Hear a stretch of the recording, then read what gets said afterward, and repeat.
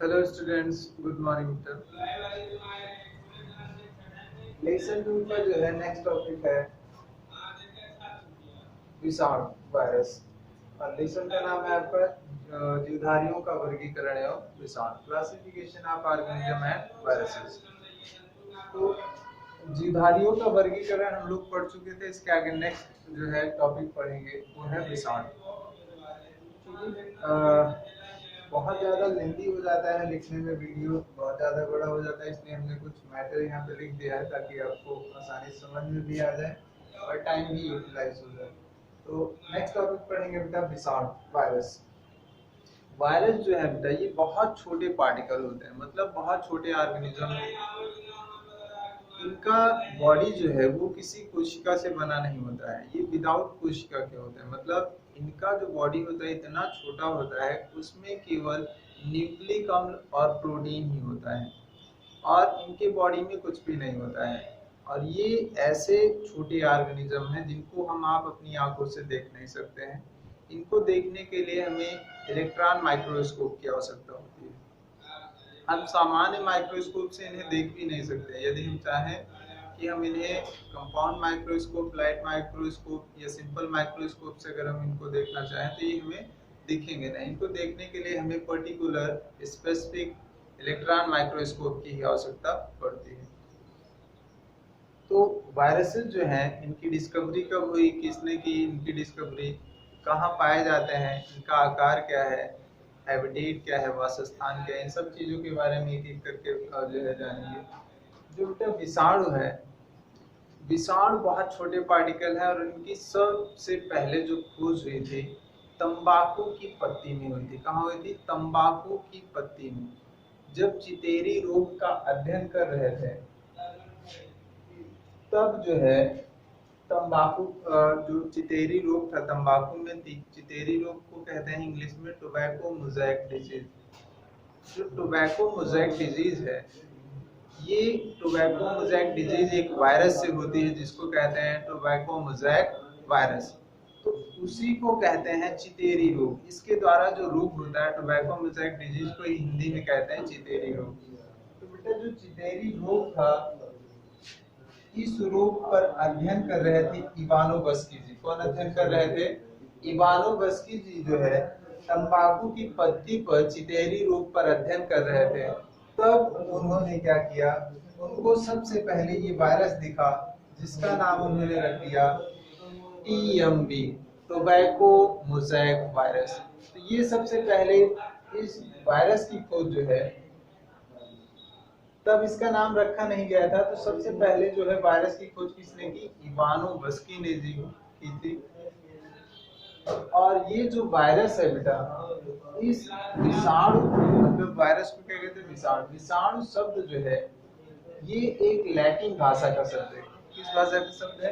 Latin भाषा का शब्द है जिसका अर्थ होता है जहर। जिसका अर्थ क्या है? जहर। विषाणु एक लैटिन भाषा का शब्द है जिसका अर्थ है जहर। इस शब्द का सर्वप्रथम प्रयोग किया था लुई पास्चर ने। किसने? लुईस पास्चर ने। विषाणु जो है बेटा उनमें या तो डीएनए होगा या फिर आरएनए होगा। डीएनए और आरएनए है क्या? बेसिकली डीएनए और आरएनए जो है ये न्यूक्लिक अम्ल है। क्या है? न्यूक्लिक अम्ल। ये कोशिका का, मतलब एक तरह से कह सकते हैं आप, ये आधार होते हैं। तो जो डीएनए या आरएनए है ये न्यूक्लिक अम्ल है। इन दोनों में से केवल या तो डीएनए पाया जाएगा या फिर आरएनए पाया जाएगा। वायरसेस में न्यूक्लिक अम्ल दोनों एक साथ नहीं पाए जाते, या तो डीएनए ही पाया जाएगा या फिर आरएनए पाया जाएगा। विषाणुओं से संबंधित कुछ खोजें, जैसे विषाणु जो है बेटा इनकी खोज सर्वप्रथम की थी इवानोव्स्की जी ने।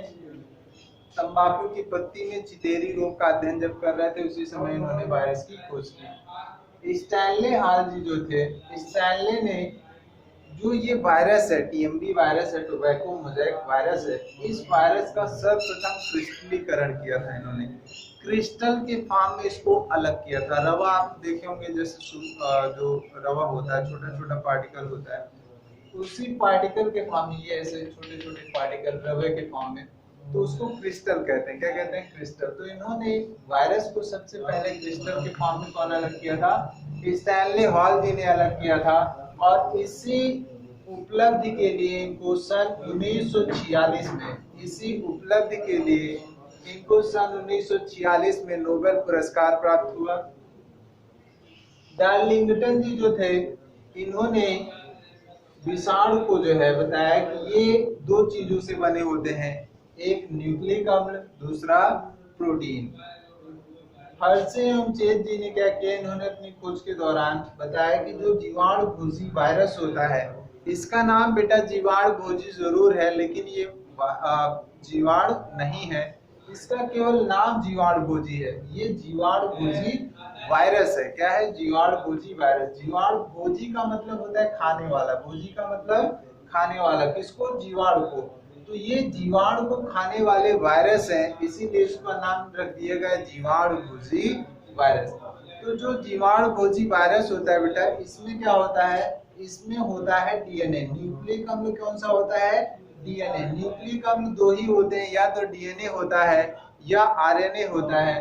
तो जीवाणु भोजी वायरस में न्यूक्लिक अम्ल क्या होता है? डीएनए होता है। ये किसने बताया था? ये किसने सिद्ध किया था? हर्षे एवं चेत जी ने सिद्ध किया था।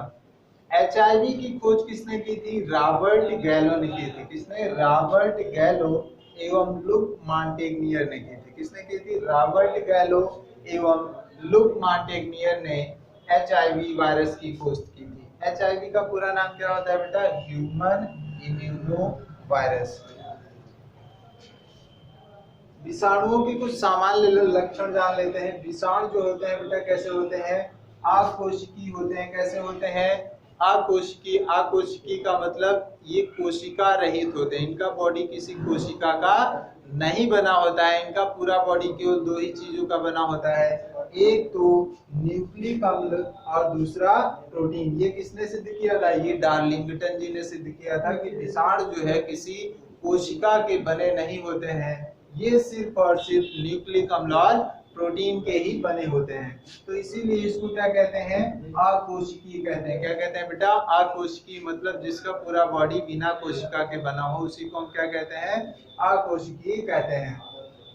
इनको केवल हम इलेक्ट्रॉन सूक्ष्मदर्शी द्वारा ही देख सकते हैं, इनको हम सिंपल माइक्रोस्कोप से देख नहीं सकते, क्योंकि इनका साइज जो होता है बहुत छोटा होता है, इसीलिए हम इनको इलेक्ट्रॉन माइक्रोस्कोप के अलावा किसी भी सूक्ष्मदर्शी से देख नहीं सकते हैं।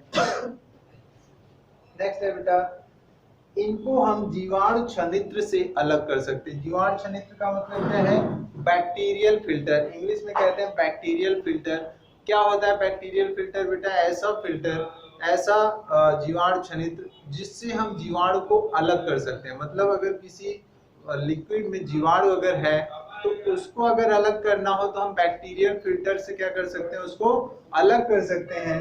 जबकि जीवाणु छनित्र से हम वायरस को, विषाणु को अलग नहीं कर सकते हैं। नेक्स्ट है बेटा, जो वायरस है ये निर्जीव एवं सजीव दोनों की ही भांति कार्य करते हैं। जब सजीव कोशिका के बाहर होते हैं तब ये निर्जीव की भांति कार्य करते हैं, और जब सजीव कोशिका द्रव्य के अंदर होते हैं तब ये सजीवों की भांति कार्य करते हैं। इसीलिए इनको सजीव एवं निर्जीव दोनों की भांति बिहेव करते हैं, इसीलिए इन्हें सजीवों एवं निर्जीवों के बीच की योजक कड़ी भी कहा जाता है। Connecting link between living and non living के बीच की इनको कनेक्टिंग लिंक कहा जाता है। ये ना तो वृद्धि करते हैं और ना ही द्विविभाजन करते हैं। इनमें केवल क्या होता है? प्रतिलिपिकरण होता है, जिसको इंग्लिश में कहते हैं रेप्लिकेशन। क्या कहते हैं बेटा? रेप्लिकेशन कहते हैं। तो ये केवल प्रतिलिपिकरण करते हैं, रेप्लिकेशन करते हैं, मतलब अपनी संख्या क्या करते हैं? बढ़ाते हैं, अपनी कॉपीज बढ़ाते हैं। जैसे एक ही वायरस है तो अपनी बहुत सारी कॉपीज बना लेते हैं, इसी को कहते हैं प्रतिलिपिकरण कहते हैं। विषाणुओं के बारे में जो है नेक्स्ट बात हम जानेंगे। विषाणु के सजीव लक्षण क्या क्या है, ऐसे सुन लेंगे। अब चूंकि बोर्ड पे फिर से इरेज करके लिखना पड़ेगा। तो विषाणुओं की कुछ सजीव लक्षण है, जैसे विषाणु जो है ये सजीवों में सक्रिय रूप में पाए जाते हैं। जब सजीव कोशिका के बाहर होते हैं तो ये निर्जीव की भांति व्यवहार करते हैं।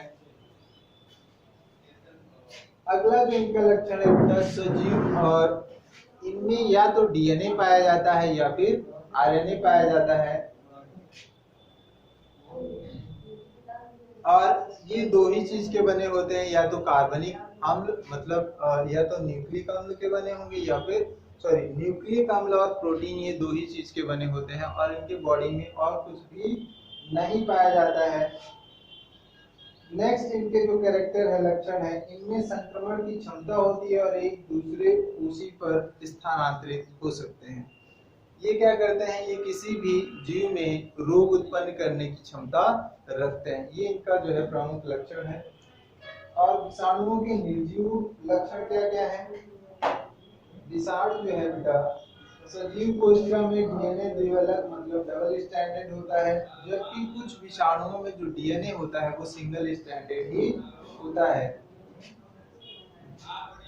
प्रत्येक सजीव कोशिका में दो प्रकार के न्यूक्लिक अम्ल डीएनए व आरएनए पाए जाते हैं, जबकि विषाणुओं में इनमें से केवल एक ही डीएनए या आरएनए पाया जाता है। ये कुछ इसके जो है प्रमुख लक्षण है। सजीव में जैसे बेटा सारी चीजें पाई जाती है, कार्बोहाइड्रेट, प्रोटीन, वसा, विटामिन, न्यूक्लिक अम्ल, एंजाइम, ये सभी पाए जाते हैं, जबकि जो वायरस है इनमें केवल दो ही पदार्थ पाया जाता है, प्रोटीन और न्यूक्लिक अम्ल। यही दो चीजें पाई जाती हैं और इसमें कुछ भी नहीं पाया जाता है। विषाणु कोशिकीय नहीं होते हैं, इनमें कोशिका कला, कोशिका द्रव व कोशिकांग नहीं होते हैं। और जब विषाणु कणु जो होते हैं इनमें उपापचयी एंजाइम भी नहीं पाए जाते हैं, इसीलिए ये पोषक कोशिका में कोई उपापचयी क्रिया संपन्न नहीं करते हैं और इनमें कोई भी वृद्धि नहीं होती है। ये इनके जो है सामान्य लक्षण है। और इनका जो आकार होता है बेटा 10 से 300 नैनोमीटर के बीच में इनका आकार होता है। सबसे छोटे वायरस 10 नैनोमीटर के और सबसे बड़े वायरस 300 नैनोमीटर के होते हैं। ये इनका साइज होता है, इनका आकार होता है। और जो इनकी आकृति होती है, इनकी आकृति बेटा ये लंबे आकार के होते हैं, दंडाकार होते हैं, क्षणनुमा होते हैं, घनाभ के आकार के होते हैं और टैडपोल के आकार के होते हैं। ये इनका आकार है, आकृति है। अब बेटा नेक्स्ट जो है नेक्स्ट क्लास में हम पढ़ेंगे इनका जो है विषाणुओं का नामकरण पढ़ेंगे, पादपों में विषाणु जो कैसे कैसे होते हैं और जंतुओं में कौन कौन से विषाणु होते हैं, सारी चीजों के बारे में नेक्स्ट जो है क्लास में पढ़ेंगे। ठीक है बेटा, अगर इसमें कोई भी प्रॉब्लम हो तो आप जो है मैसेज करके क्वेश्चन पूछ सकते हैं या कॉल करके भी क्वेश्चन पूछ सकते हैं। ठीक है बेटा।